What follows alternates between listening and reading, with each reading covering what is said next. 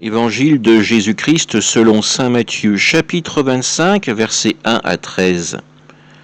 En ce temps-là, Jésus disait à ses disciples cette parabole. Le royaume des cieux sera comparable à 10 jeunes filles invitées à des noces qui prirent leurs lampes pour sortir à la rencontre de l'époux. 5 d'entre elles étaient insouciantes et 5 étaient prévoyantes.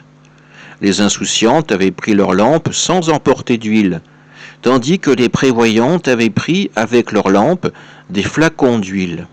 Comme l'époux tardait, elles s'assoupirent toutes et s'endormirent. Au milieu de la nuit, il y eut un cri « Voici l'époux, sortez à sa rencontre !»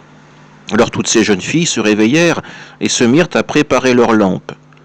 Les insouciantes demandèrent aux prévoyantes « Donnez-nous de votre huile, car nos lampes s'éteignent. » Les prévoyantes leur répondirent « Jamais cela ne suffira pour nous et pour vous. Allez plutôt chez les marchands vous en acheter. » Pendant qu'elles allaient en acheter, l'époux arriva. Celles qui étaient prêtes entrèrent avec lui dans la salle des noces, et la porte fut fermée.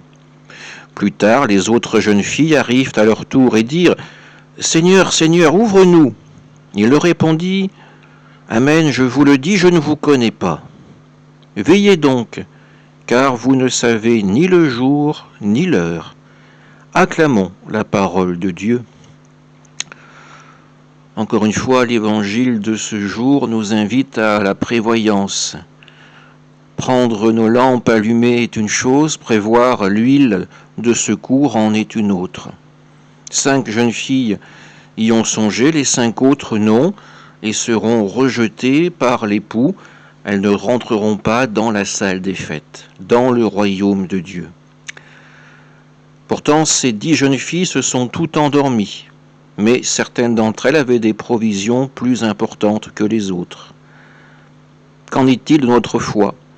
Avons-nous suffisamment de foi pour pouvoir attendre, même dans l'obscurité, le retour du Christ, l'arrivée du Sauveur, la venue du Fils de Dieu, de celui qui veut nous partager la vie éternelle dans le royaume de son Père?